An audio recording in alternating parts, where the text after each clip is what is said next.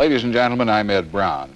In the studio with me tonight is the Chancellor of Southern Illinois University at Carbondale, Dr. Robert W. MacVicar. And he has some information of great importance to each and every one of us in Southern Illinois. Chancellor? At approximately 11:30 this evening, I announced at the direction of the President of the University that the Southern Illinois University at Carbondale was closed immediately and will remain closed for an indefinite period. This announcement was made in the presence of a very large number of our students. The size of the crowd has been variously estimated from 4,000 to 6,000. All I can say that it filled all the available space as far as I could see in each direction in front of the home and office of the President of the University. Under the circumstances, the choice which was mine to recommend was, in my opinion, to see a destruction of an institution, and in the doing of that, the possible injury or even more serious loss of human life. So far as I know, both have been avoided to this time, roughly an hour later. There was only minor damage in the march which took place, which preceded this congregation. I understand that essentially no damage was done of any consequence in the city of Carbondale. And on the campus of the university, the damage consists of a few broken windows, far less than we have sustained on other and much less massive student events. I do not know what this all means for higher education. Roughly a week ago, 4 students were killed at our sister university at Kent State in Ohio.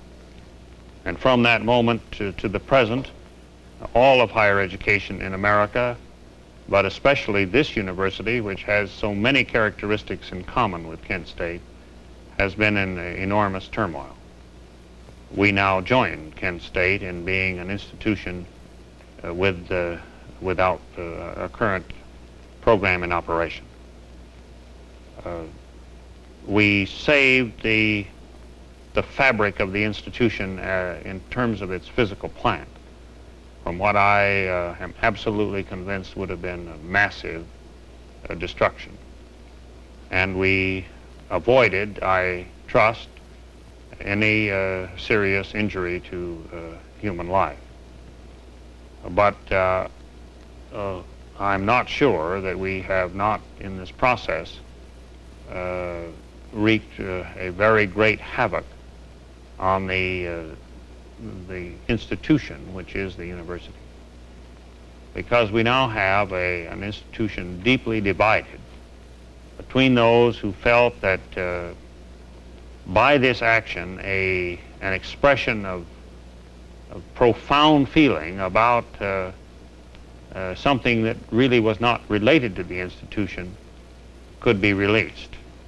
And those who feel that this is a very inappropriate way to exercise this feeling and that they are being deprived of something that is inherently theirs, namely the opportunity to attend the university of their choice. How do we deal with this situation in the future? I simply cannot answer that question. I do not know. But I do know that massive repressive force is no solution. In the first place, this would destroy the meaning of the university. And secondly, one cannot bring sufficient counterforce to bear on the kind of situation that I confronted this evening. It simply is not available. And if it were available, no one who is a man of sanity would bring it to bear in an effort to solve the problem. I think the solution lies perhaps in the total fabric of American society, of which the institution we call the university is such an integral and important part. My good friend and colleague at the Kent State University, Dr. Robert White, said on I think perhaps on a television broadcast, similar to this one, that he was hearing voices from the extremes, but not really hearing the voice of the center. I guess I can't really say that, because when one thinks that I was hearing the voice of such a massive group of our students, one could hardly call it the extremes. But I still feel that somehow we must mobilize the force which does remain at the solid base of the institution's students, the students whose concerns are not at the extreme, but who are in the middle. Well, there are so many things in terms of detail. For the students of the university who may be watching, your spring quarter has of course been brought to an abrupt end. However, the faculty will continue to be available during the remainder of the quarter. Their services are not terminated. It may be possible for some of you to complete work on an individual basis by arrangement.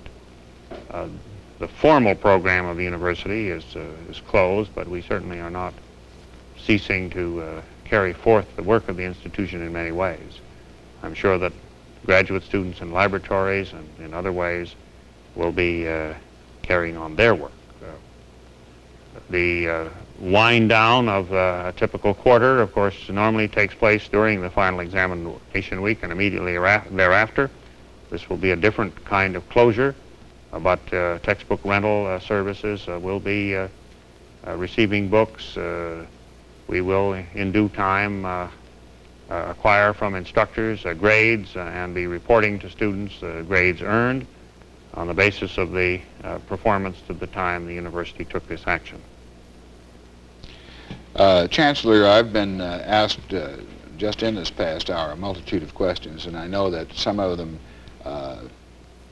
with the impact of what has just happened with the university being closed about 11:30 tonight, that you may not be prepared to answer some of them, and certainly I think we all understand if indeed that's the case.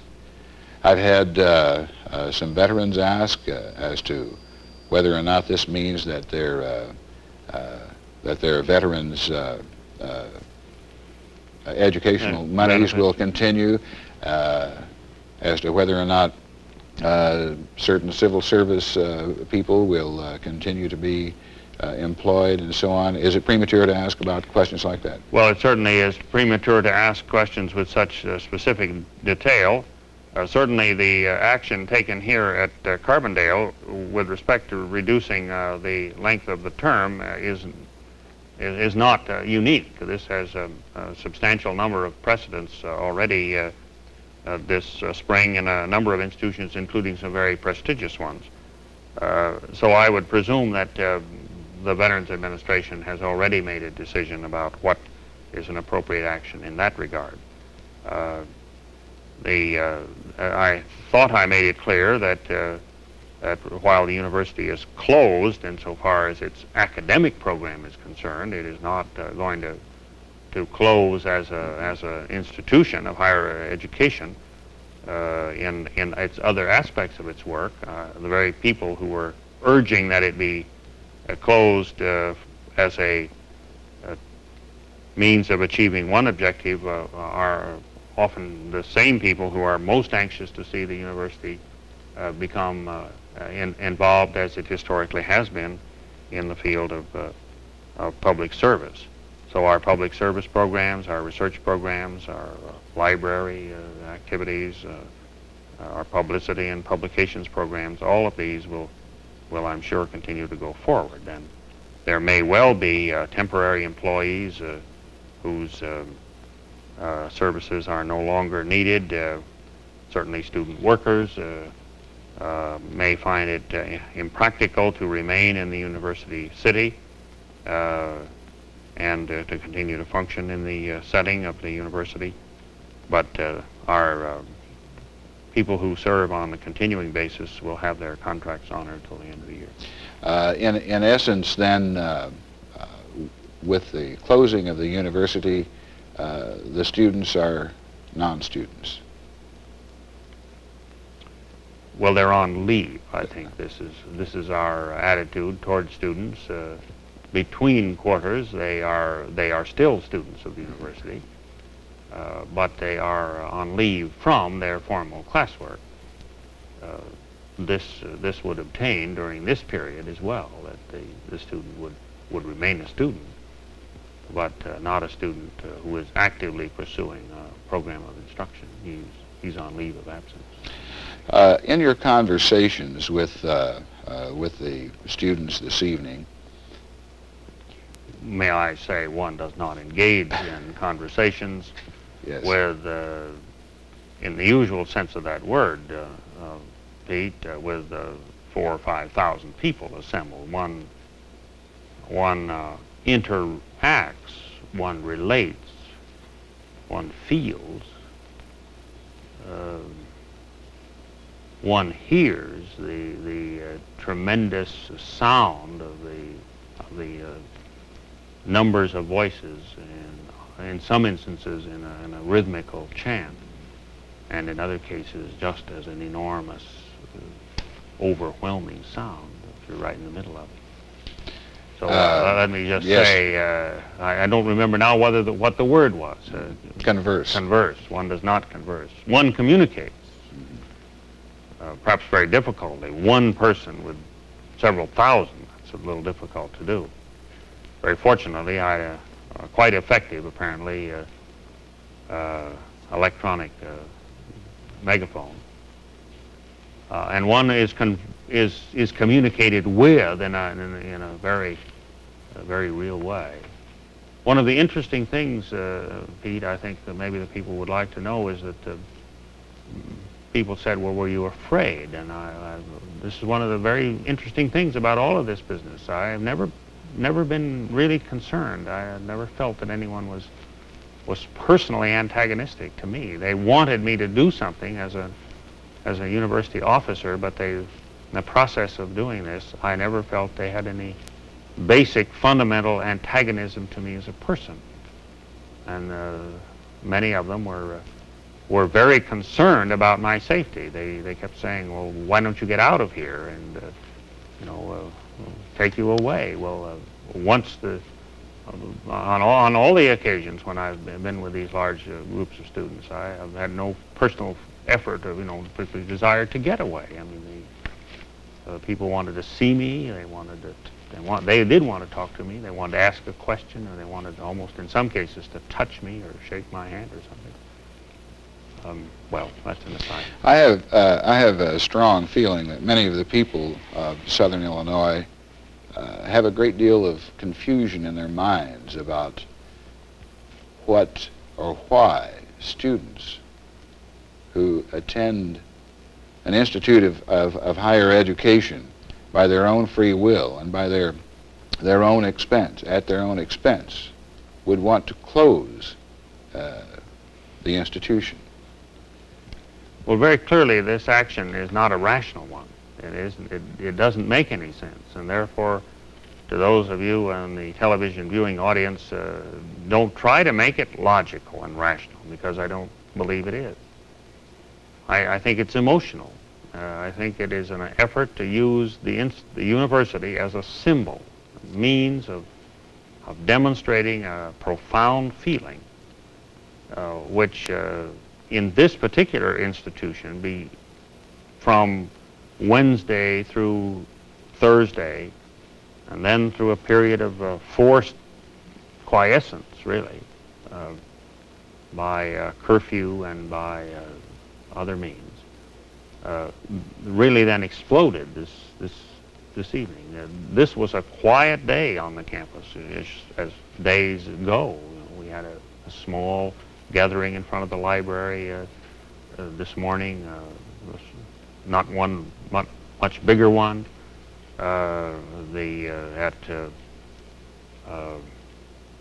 At noon, and even the 6 o'clock assembly was modest in size. But as it began its march, it simply grew until, as I say, a very large number of our students were present. They were not, incidentally, all of the same mind. Some of them wished very strongly to have the decision to remain open rather than the decision to close. But anyone who was present and observed this from any vantage point at all, I think would agree with me that this was not the majority feeling. And well, I certainly have had an historic experience as a person. I know what it feels to be involved in this kind of situation. I think all of us on the campus have had that similar similar experience. Chancellor, thank you very much for telling us about the events of this evening, and I hope that in the next few days, when you've had an opportunity, as most of us will have an opportunity to assess where we are, that we'll be able to talk again.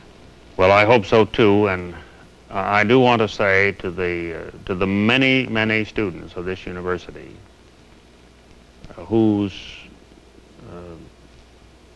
feelings about this decision are extremely negative, that given the circumstances, if you had been there and seen the situation as I saw it, I sincerely believe that your feelings of concern would be replaced by feelings of relief. I did what was done with the greatest of reluctance, but I made a decision, or recommended to the President, more accurately, that a decision be made, which I believe retrospectively students of the incident will say probably was the only wise and proper thing to do. But it still brings a penalty, an unmerited penalty on the innocent, as does always these kinds of affairs.